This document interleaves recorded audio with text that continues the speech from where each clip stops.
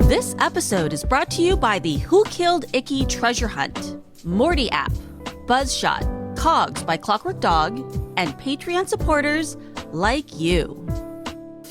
Welcome to the Reality Escape Pod, your lifeline when you need a getaway from the real world. I'm David Spira, alongside my co-host, PG Law. Together, we're exploring immersive gaming from all angles, and we'll be joined by guests who really know their stuff. Today's guest is John Bromels. John is a puzzle and experience designer from Cincinnati, Ohio, who has worked on projects ranging from this year's MIT Mystery Hunt to our very own 2021 Reality Escape Convention game to the Who Killed Ickey treasure hunt, with prizes totaling $50,000 that is happening Saturday, January 27th, 2024. Welcome, John. Thanks so much, David. It's great to be here. Thrilled to have you. And before we get started, I'd like to take a minute to thank Galbraith Literary Publishers for sponsoring this episode. I was really excited to learn about this treasure hunt when they approached us to sponsor our off-season content, and I immediately knew that we should interview the creator of the hunt. I'm really curious to learn more about it and see how it all works. So thank you so much for joining us. Yeah, I want to add, we took on this sponsored episode, which is something we haven't done before, partially because we know John and we know what he is capable of, but also we are so excited that a publishing company is using the medium of puzzles and puzzle hunt and escape room adjacent stuff to promote a book. It's something that the more we can get things like this happening, the more we can have people making more sustainable livings in this space. We can draw more attention to it. And we love it when a company like Galbraith brings in someone who knows what they're doing, like our guest.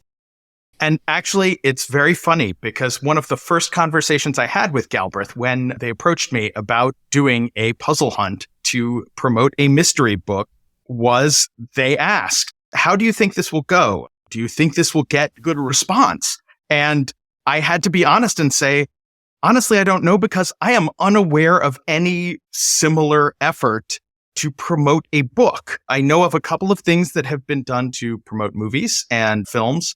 I know of a couple of things that have been done to promote other events or puzzle sorts of activities.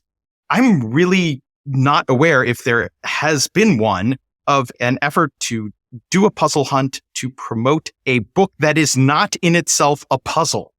There is a mystery. It's a whodunit. You can solve it, but it is not full of puzzle content. There's no hidden meanings inside the pages. We're excited that they were down for the experiment and that they brought you on. And they have been fantastic to work with, as has the author George Brown. He is quite the character, but has been a lot of fun. And he's been an integral part of coming up with the storyline for the hunt to make sure that it feels organic with the book, that it's not just something we tacked on to it to try to sell some copies. He really has been very dedicated to ensuring that the puzzle hunt fits within the world of the story. Yeah, and I could see already the story, the characters from the puzzle hunt are quirky and they have their own personality. You know, it doesn't feel like a secondhand thought, which has been great. So before we dig into the actual Who Killed Ickey treasure hunt, talk to us a little bit about how you found your way into the puzzling world. Yeah, I actually came to the puzzling universe, I would say fairly late in the game, although I feel like this is a world that has really exploded and expanded in terms of the number of opportunities there are to participate over the last 10 to 15 years. But what happened was in 2017, a friend of mine, Jeremy Dubin, and myself, we actually had a similar idea, both at the same time, independently of one another. And that idea was, how about a bar crawl where you go to the first bar, you solve a puzzle, and the answer tells you what the next bar is. And thus the puzzle crawl was born. Our first public one was September of 2017. We did it practically monthly up until February of 2020. Leap Day 2020 was the last one that we did because we all know what happened right after that. And we were unable to, of course, keep those going on a monthly basis. We do hope to get back to a more regular cadence soon. So to any of our fans who are listening who have been disappointed that we haven't been doing these more often, yes, we're also disappointed that we haven't been doing them more often, but we've both been really busy with other things. What city were you doing these puzzle crawls in? So the puzzle crawl was Cincinnati, which is where I'm based and where Jeremy's based. We are recording this days after your team, the team formerly known as the team to be named later, ran the 2024 MIT Mystery Hunt. How was your hunt? I had a fantastic time, and even better, the players seem to have had a fantastic time as well. So, yeah, the team to be named later hosted this year's hunt. Death and Mayhem won, so they will host next year's hunt because the prize for winning a mystery hunt, of course, is you get to host the following years. Prize and punishment. It is a double-edged sword, but I think we wielded it well, and it was so much fun. A lot of work. I'm completely exhausted, but I can't stress how much fun it is to be out there and providing an iconic experience for so many puzzlers. We didn't get a chance to participate this year, but the chatter in our Patreon community has been very positive about this year's hunt. And then some of our other folks in that community were on Death and Mayhem and won, and we will be providing emotional support for them as they descend into the depths of MIT Mystery Hunt creation. We're very excited for them. Looking forward to a year from now for them as well. I mean, that's what all of this is really about, right? When you design puzzles, when you design experiences, immersive theater, it's really for the audience, and you really want them to have the best possible experience. And that's actually one of the big things that was motivating me as I was working on the Ickey treasure hunt, was to make sure that we were providing an experience to players, especially players who maybe weren't as familiar with puzzles, weren't as well-versed, weren't at the level that inspires people to play the MIT Mystery Hunt, where very few of the puzzles even have instructions and is a 72-hour marathon. Yeah, because the MIT Mystery Hunt is its own language and culture and world, and you have to be let in to that world. You need a guide because it is impossible to really wrap your head around the complexity of this giant beast of an event. But that's not what you're striving for with Who Killed Ickey. You're looking to make something a lot more accessible. So tell us about what that is.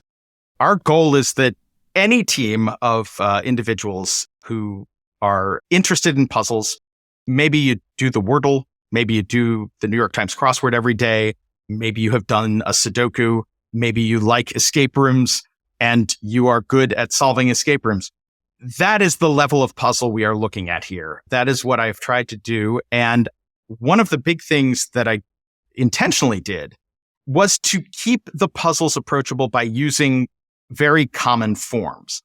I tried to put a little twist on each of them. And if you play the hunt, you will see this. But for example, if you open up a puzzle and you see a grid full of letters and some words down the side, you don't need instructions to tell you that's probably a word find. Those words are probably hidden in there somewhere. So my goal was to use these common forms to make sure that it was very easy to break into the puzzle, to figure out what it was you were supposed to be doing initially. And then in some cases, there are twists on these common forms. I can't tell you what those are because, of course, that would be giving things away. But whenever I've strayed from the sort of straight and narrow standard path of what the puzzle appears to be, I've tried to make sure that we have instructions and writing to let you know what to do. So actually, I guess this is my pro tip for all of your listeners. Make sure you read the instructions. You can cheat by reading. Well, it sounds like you've made it accessible. And that's really good to know because I'm super intimidated by the MIT Mystery Hunt. I already know it's way out of my league, and I consider myself an above average puzzler. So this is really exciting. So that means get out there and enter this because you too could have a chance to win.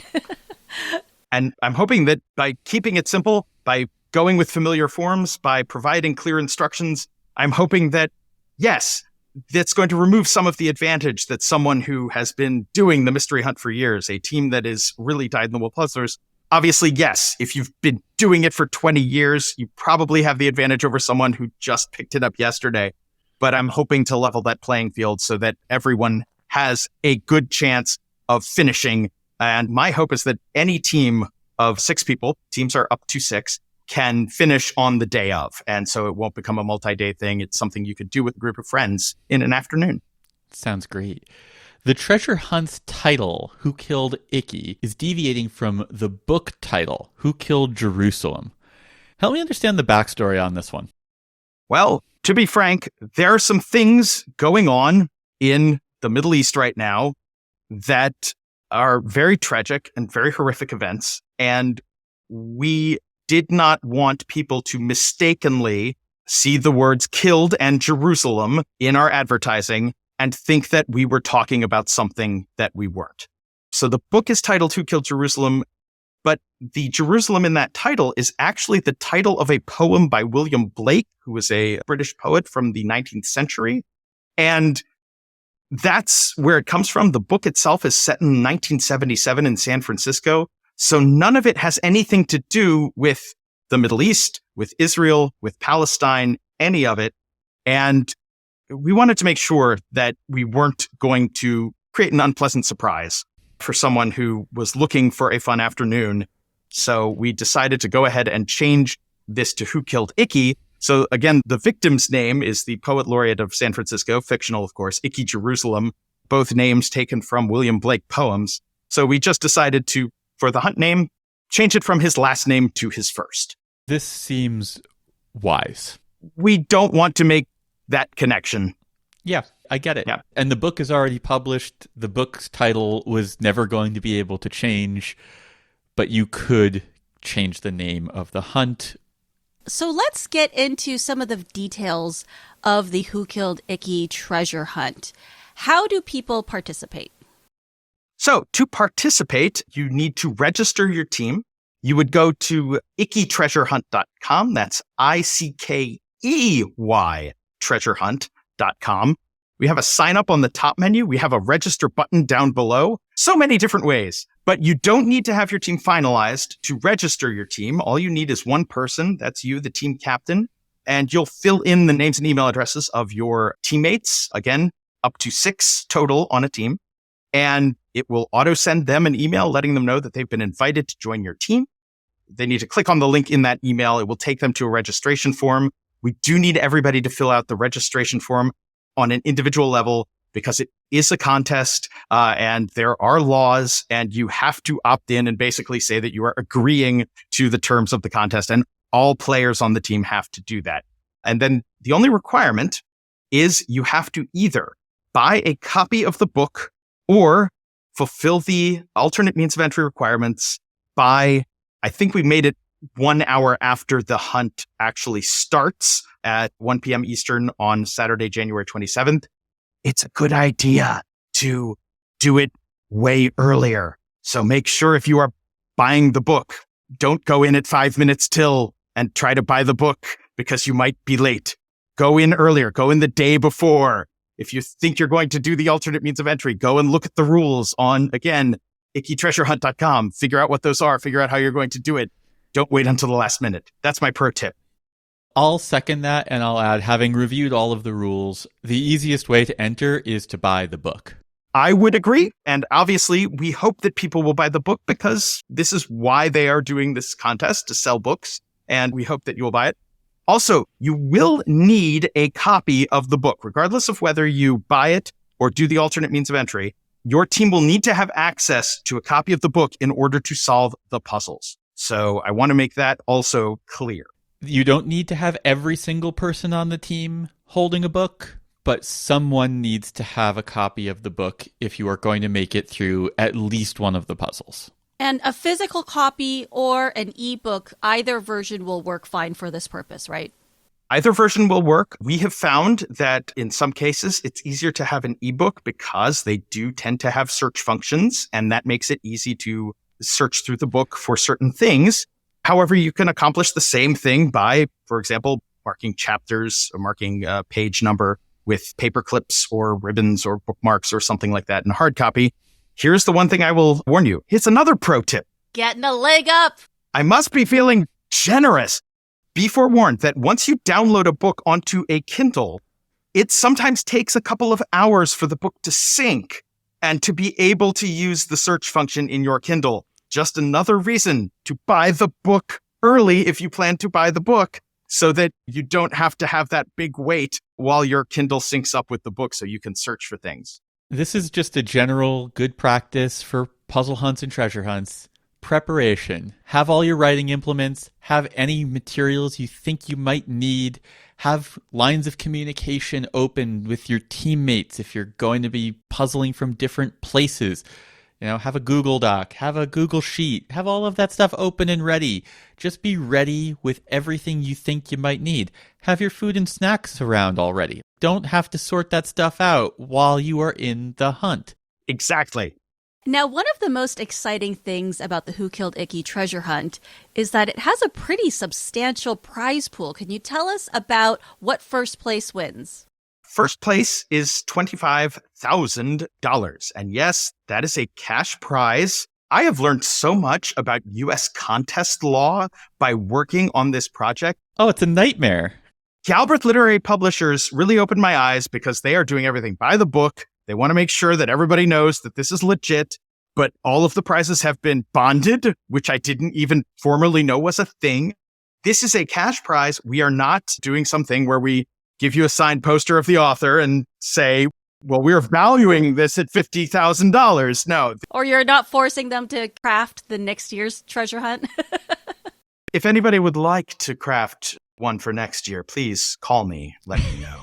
But no, so it's $25,000 first prize. That's for the winning team, the team that completes the final meta puzzle in the shortest amount of time. And then it is $5,000, $4,000, $3,000, $2,000, and then 6 $1,000 prizes. So every team up through 11th place will finish in the money. And again, you are only eligible, though, if everyone on your team has either bought a copy of the book or fulfilled the alternate means of entry requirements. All right. So even if you come in 11th place, there is still money to be won. That's fantastic. And I saw that they're also offering prizes that don't require you to be the fastest. They only require you to have solved the puzzle. So can you talk a little bit about the mini puzzle challenge that you're also running? Absolutely. We had initially talked about a puzzle hunt that had a big cash prize for the winning team. And I felt pretty strongly that was not the optimal way to go, because if you make it a big prize for one team, the teams that have been doing this a lot probably have a little bit of an advantage no matter how much you level the playing field. And I felt like that might be a deterrent. People might look at that and say, I know I'm not going to come in first. I might come in third. I might come in fifth. I might come in 10th, but I'm not going to come in first. So why should I even bother? First of all, bother because once you've bought the book, you get to keep the book if you go that route. And so, it's buy the book. You have a nice book now, and you get to play the hunt for free if you want to look at it that way. But also, I felt like it was important to give people a chance to not be first and still take something away. The second thing we wanted to do was make sure that people knew that these puzzles were accessible, that these puzzles were the kinds of puzzles that they could solve. And so this was actually George's idea, the author. George decided that every 2 weeks we would release a puzzle online that would give solvers who maybe weren't familiar with puzzle hunts in general, or the specific puzzle hunt interface, the idea that you have to type your answer into a solution box, the idea that you are seeing this puzzle, but you can't write on it. You can't fill in the grid like you can on a Wordle or on a crossword app. He felt like it was really important to give people that opportunity to try it out, essentially try before you buy. So if you go to ickeyminipuzzles.com, again, that's ICKEY minipuzzles.com. There's also a link at ickeystreasurehunt.com. You can solve some mini puzzles which are designed around the characters in the book.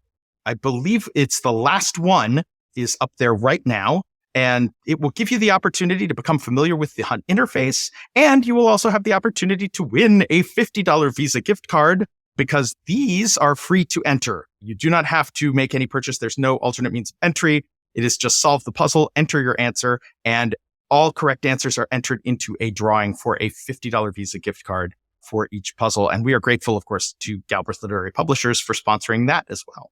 And I saw that if you solve every single puzzle, You can then be entered into a drawing for $5,000. Hang on one sec. Is that true? My gosh, we're crazy. I'm pretty sure that's true. Oh, it is. Plus $5,000 bonus treasure hunt prize. I'd forgotten all about that. We're giving away so much money. I don't even know what we're giving. What are we giving away? You get money. You get money.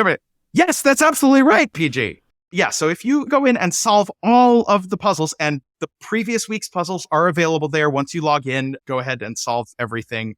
It doesn't matter that you missed a couple of weeks.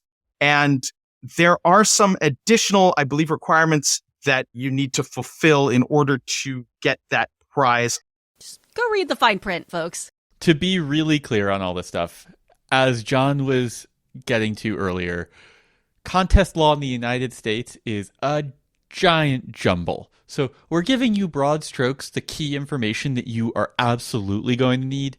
But I would strongly recommend that if you care about trying to win the prize money, just make sure someone on your team can take a few minutes to run through that list of rules. Make sure that you are adhering to all of them. That is the right way to make sure that when you do well, that you actually get your prize money. Okay, I worked it out. It's $5,000 bonus cash if you are on one of the 11 teams that wins a different cash prize. That's the $5,000. And I remember, and it's what you're saying about contest law, David. We wanted to have it be anybody who was on a team that completes the hunt, but we couldn't do that because of some particular laws. And so it had to be a team that was already winning a prize. Yeah, I know, because I'm paying a lawyer right now to sort out whether we can do a contest that we're thinking about doing. So, yeah, we'll see. Let me know if you need any tips. I know some good experts in the field. Very good to know. But yeah, whether you win the prizes or not, at the end of the day, there is one prize that everyone can enjoy, and that is the joy of puzzling. Indeed. And at $9.99 for the ebook, that is much cheaper than you would pay to go into probably any escape room in America. Although I don't know, there may be some that are less than $9.99 a person. I don't think so. I don't think so either, but there could be. It's the middle of the winter in North America here. It has been excessively cold lately. Stay indoors on a Saturday, make some hot chocolate, solve some puzzles with your friends, get yourself a mystery book. You're going to have a good time. Who Killed Ickey Treasure Hunt? And for all of our listeners also, I think buying this book will help show support for publishers who are using puzzle hunts to promote their books. This is definitely something that I want to support also. That's why we wanted to promote this treasure hunt. I think it sounds like a fantastic idea. It's going to be so much fun. And again, this contest is going to be taking place January 27th. So make sure you're registered before then. And if you are listening to this after the 27th, I hope you've enjoyed this episode. And you can still go and solve the puzzles just outside of the contest, because we are going to keep the site live if you can't make it on the 27th. Fantastic. I didn't even know that. So the puzzles persist.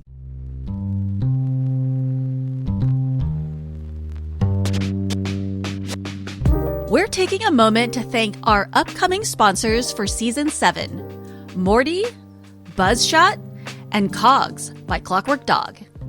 Morty is a free app for discovering, planning, tracking, and reviewing escape rooms, haunts, and other immersive social outings.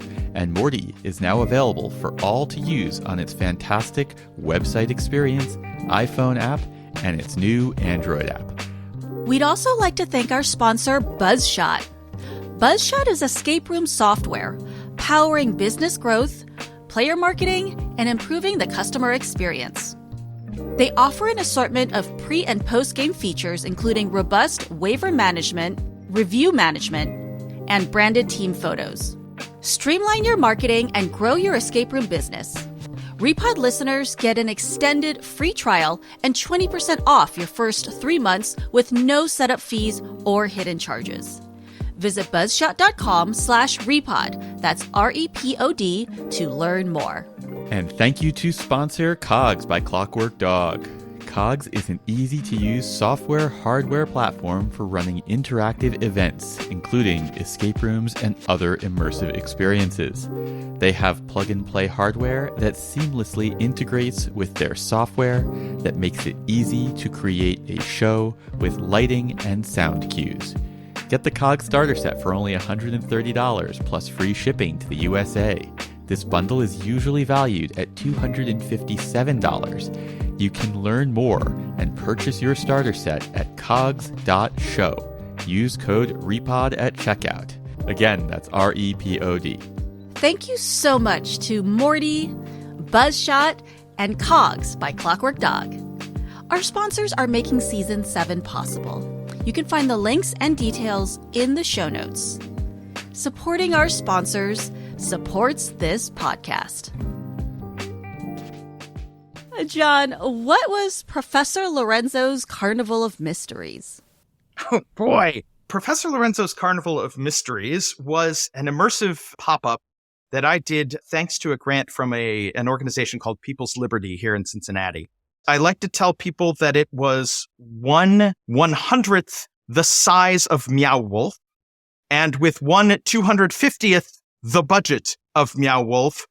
But otherwise, it was, I like to think, somewhat similar to that in that you came in off the street to a carnival atmosphere, and we had activities that you could do. We had a high striker, the thing that you hit with the hammer and it goes ding. We had a balance beam, so you could be the tightrope walker. We had a wheel of fortune for the fortune teller. We had popcorn.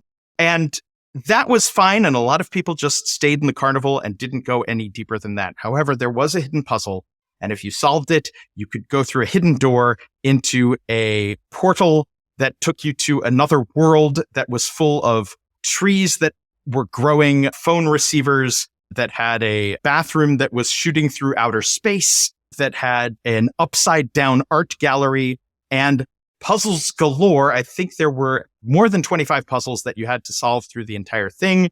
And it all culminated in solving the mystery of Professor Lorenzo's Carnival of Mysteries, which was figuring out how to get that carnival back to the early 20th century where it belonged from the early 21st century. It was a blast. I had so much fun doing it. I'm so grateful to People's Liberty for taking a chance on this cockamamie project. And I still have the comic books that we drew up for them. But that was my first interactive, immersive environment, like an actual space that I got to transform. There's a video on Vimeo of the highlights of this that we'll put into the show notes. It looked like a great time. I wish I got to do it. It was so much fun. John, what is the best way for people to follow you and your work? Let me just say, if you want to follow me on social media, I'll be amazed. That's an old Mitch Hedberg joke. Anyway, sorry. You can go to my website, which I finally got around to actually updating to the point that it was usable. You can go to bromels.com, which is BROMELS.com. I'm on Facebook and Instagram, but not as much as I should be. I'm on LinkedIn, but not as much as I should be. I'm really bad at that. But yes, the website I try to keep updated. I hopefully, now that I have a certain project that is off my plate, maybe in February, I will actually start promoting myself more. But this past year has been a whirlwind, and I really haven't had time to do anything. Well, John, thank you so much for joining us. This has been a pleasure. Thank you for bringing us into the Who Killed Ickey treasure hunt world and introducing us to Galbraith Literary Publishers. January 27th, Who Killed Ickey treasure hunt. Get the book or figure out how you're entering in advance. Get organized. Have some fun with some puzzles. Win some money. Have a good time. Thanks for joining us, John. Thank you both so much. It's always a pleasure, and I hope we get to hang out again. Likewise. For all of our regular listeners, we are hard at work right now producing Season 7. It is a themed season that will be releasing in March. We are going to be shining a spotlight on Southern California in celebration of our convention, the Reality Escape Convention. Get your tickets now. Get ready for Season 7. It is going to be great. And meanwhile, I hope you're enjoying this off-season content that we're producing. If you miss having episodes come up on your feed, we have bonus after shows. Become a patron today, and you can access our library of over 60 bonus episodes.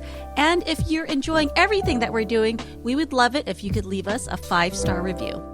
The Reality Escape Pod is produced by Teresa Piazza with support by Lisa Spira and Michael Augie Augustine. We're edited by Steve Ewing of Stand Inside Media, music by Ryan Elder, logo by Janine Proct, and all of this is brought to you by RoomEscapeArtist.com, your home for well-researched, rational, and reasonably humorous escape room and immersive gaming content and events. The Mystery Hunt story. Please be forewarned, this story will contain a spoiler for one of the puzzles in the 2024 MIT Mystery Hunt. We were working on a puzzle for Mystery Hunt. My friend who I met through the Mystery Hunt, her name is Fuzzy. She's fantastic. I loved working with her. We wrote several puzzles for the Mystery Hunt together, and they're like all my favorites. But we were writing a puzzle, and we needed to find a word for that puzzle that was a food, preferably a meat. And it couldn't be chicken, and it had to start with C. And I said, well, the only thing I can think of is a capon. And Fuzzy said, what's a capon? And I said, oh, it's a rooster that's been castrated. And she said, what? Why do they have a separate word for that? And I said, a lot of castrated animals have separate words for it. I said, like an ox, is just a castrated bull. And she said, no, it is not. And I said, yeah, it is. And she's like, I don't believe it. And she pulls up her phone and looks it up. She's like, what? The internet treats her to the world of names of different castrated animals. And so we said, all right, this is a puzzle now, right? We have to make a puzzle based on castrated animals.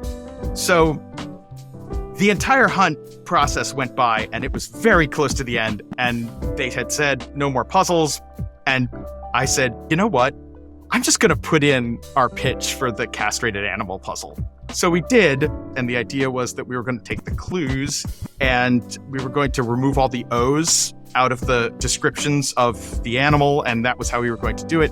And so we called the puzzle 2 outs, 2 strikes, and the solution for the puzzle was that teams had to give us 2 balls. And they... Rude to the animals. So we got balled up pieces of paper.